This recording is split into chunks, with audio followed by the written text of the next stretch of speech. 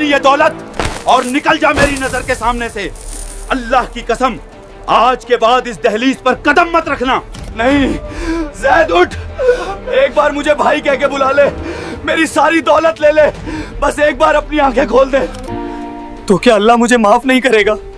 क्या आप जानते हैं शब बारात वो रात है जब अर्श पर वो कलम चलती है जो तय करती है कि किसका नाम जिंदा लोगों की लिस्ट से काटकर मुर्दा लोगों की लिस्ट में डाल दिया जाए। अरे भाई शेरवानी तैयार रखना, ईद के बाद मेरी शादी है, धूमधाम से बारात निकलेगी। लेकिन इंसान नहीं जानता कि 7वें आसमान पर सिदरतुल मुंतहा से एक पत्ता गिर चुका है जिस पर उसका नाम लिखा है। ऐ अल्लाह, हुक्म की तामील होगी, इस साल ये रूह मेरे सुपुर्द की जाएगी। अफसोस के उसका कफन दुकान पर आ चुका होता है और पहनने वाला अभी भी गफलत की नींद सो रहा होता है। लोग कहते हैं ये रात हलवे और पटाखों की है, लेकिन क्या वाकई आज मेरी मौत का फैसला होने वाला है? जी हाँ, आज की रात आपकी उम्र, आपका रिज्क, आपकी बीमारी और आपकी मौत सबका बजट फाइनल कर दिया जाएगा। तो क्या मेरा नाम उस लिस्ट में है जो अगले साल ये चांद देख पाएंगे? आज हम उन 3 रजिस्टरों का राज खोलेंगे जो शबे बारात को खोले जाते हैं और जानेंगे कि वो कौन से 2 बदनसीब लोग हैं जिन्हें आज की आम माफी की रात भी माफी नहीं मिलेगी। ये दास्तान है उस रात की जब किस्मत के फैसले जमीन पर उतरते हैं। ये बात है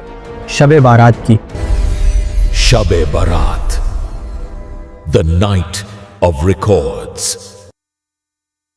अस्सलामु अलैकुम वरहमतुल्लाहि वबरकातुहू। इससे पहले कि हम मदीना की गलियों में चलें, पहले इस रात की हकीकत को समझना होगा। हम इसे शबे बारात कहते हैं। शब फारसी लफ्ज है जिसका मतलब है रात, और बारात अरबी लफ्ज है जिसका मतलब है बरी होना।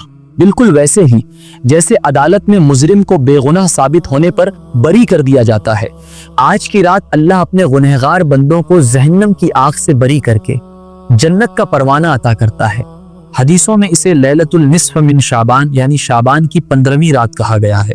तफसीर की किताबों जैसे तफसीर बगावी में इसे लैलतुल मुबारक यानी बरकत वाली रात और लैलतुल सक मतलब दस्तावेज की रात भी कहा गया है। यानी वो रात जब अगले 1 साल के लिए कौन पैदा होगा, कौन मरेगा, किसे रिज्क मिलेगा और कौन बीमार होगा, ये तमाम फैसले फरिश्तों के हवाले कर दिए जाते हैं। हजरत ठहरिए, मैंने तो अगले साल के लिए बड़े बड़े प्लान्स बना रखे हैं। नया कारोबार, नया घर। क्या आप ये कह रहे हैं कि आज रात ये पक्का हो जाएगा कि मैं वो अगला साल देख पाऊंगा या नहीं? हाँ मेरे बच्चे, इंसान सिर्फ मंसूबे बनाता है लेकिन उन पर मोहर अल्लाह की चलती है। अपनी डायरी बंद कर दो जैद, क्योंकि आसमान पर फैसले की घड़ी आ चुकी है और वो आखिरी मोहर आज रात ही लगने वाली है। अब चलते हैं उस ऐतिहासिक रात की तरफ जिसका जिक्र जामिया तिर्मिजी की हदीस 739 और मुस्नद अहमद में मिलता है। ये वाक़िया उम्मुल मोमिनीन हजरत आयशा सिद्दीक़ा रज़ी अल्लाह अन्हा खुद बयान करती हैं।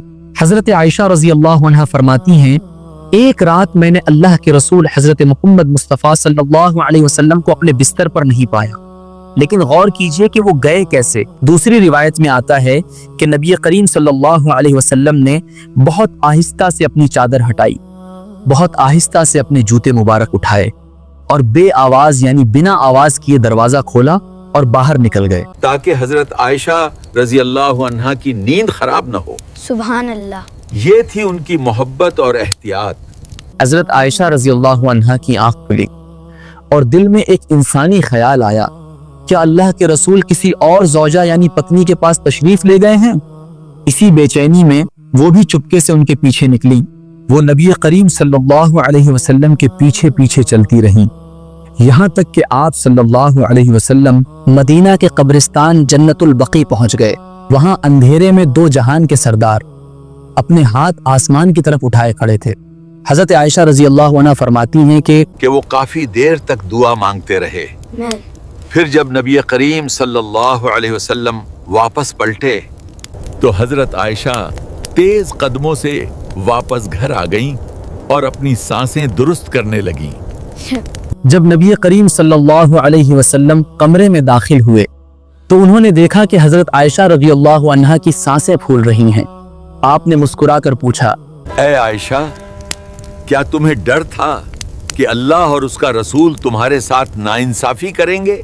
हजरत आयशा रज़ी अल्लाह अन्हा फरमाती हैं, या रसूल अल्लाह, मेरे माँ बाप आप पर कुर्बान, मुझे लगा शायद आप किसी और अहलिया के पास तशरीफ ले गए हैं, तब नबी करीम सल्लल्लाहु अलैहि वसल्लम ने इस रात का राज खोला।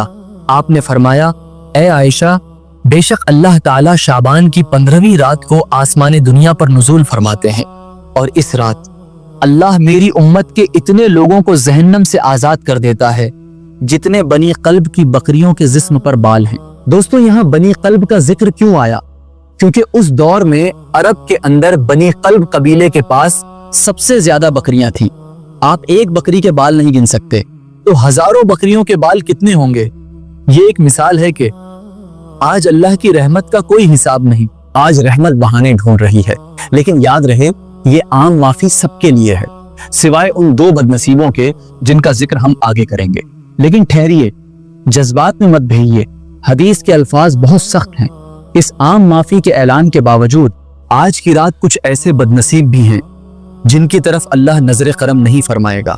जैसे सही इब्न हिब्बान में आता है कि अल्लाह फरमाता है, मेरे तमाम बंदों को माफ कर दो सिवाय 2 लोगों के। वो कौन है? पहला मुशरिक और दूसरा मुशाहिन। मुशरिक तो हम समझते हैं जिसने अल्लाह के साथ किसी और को शरीक किया, उसका तो इस रात से कोई हिस्सा नहीं। लेकिन ये दूसरा शख्स मुशाहिन, ये हम और आप में से कोई भी हो सकता है। लेकिन हजरत, मुशाहिन का मतलब क्या है? क्या वो कोई बड़ा अपराधी है? क्या वो कातिल है? नहीं, मुशाहिन वो शख्स है जिसके दिल में अपने मुसलमान भाई के लिए कीना भरा हो। ये वो शख्स है जो बाहर से तो दीनदार दिखता है, लेकिन अंदर से उसने अपने किसी रिश्तेदार या दोस्त के लिए बातचीत के दरवाजे बंद कर रखे हैं। क्या इसके लिए भी माफी है? नहीं, हुक्म है कि इन्हें छोड़ दिया जाए।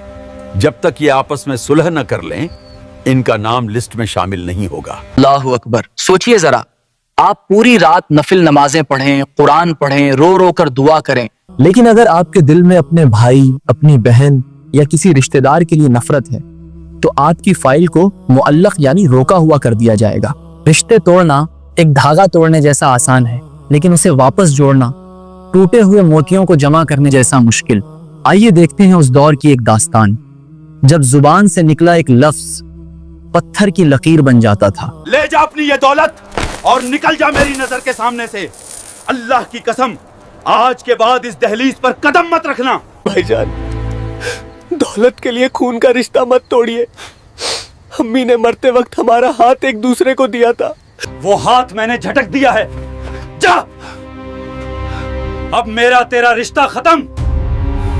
ठीक है भाई, मैं जा रहा हूं, लेकिन याद रखना, जब मौत का फरिश्ता आएगा तो वो इजाजत लेकर नहीं आएगा।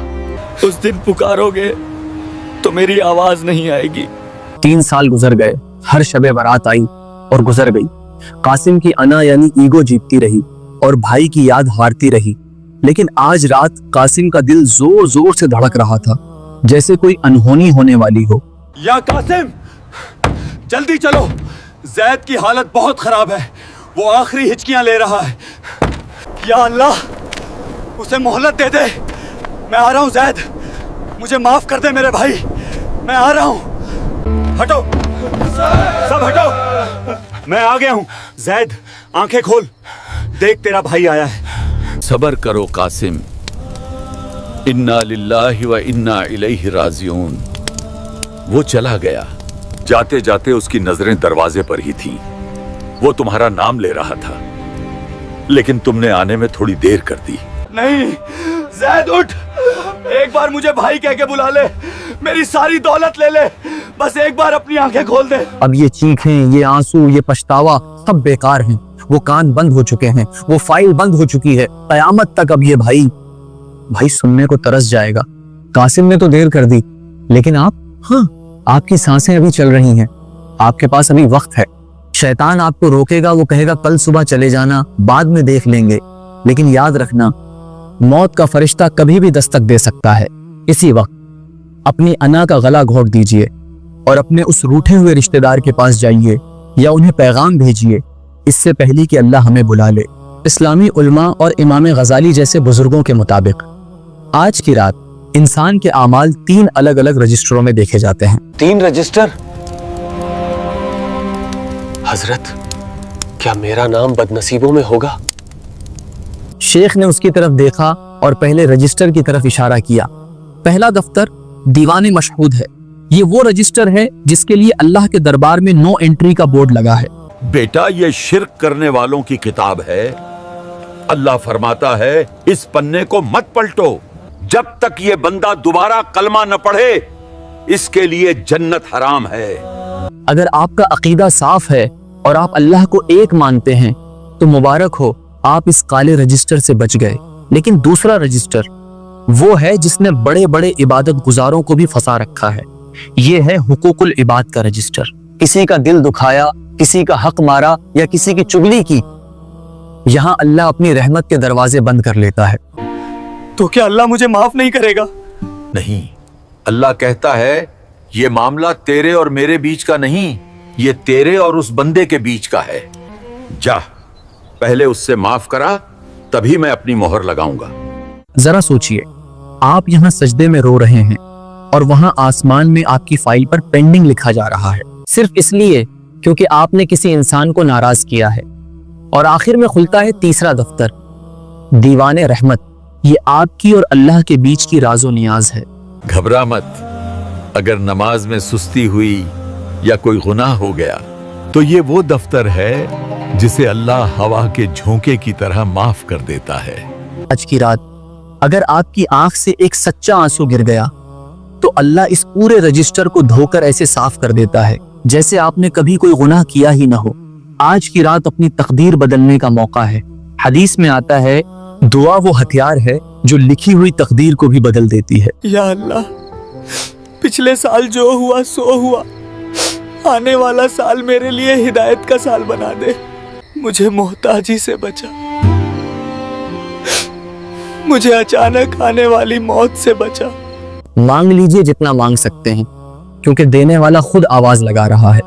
जैसे जैसे फजर का वक्त करीब आता है, फरिश्ते अपनी लिस्ट पैक करने लगते हैं। लिस्ट मुकम्मल हो चुकी है।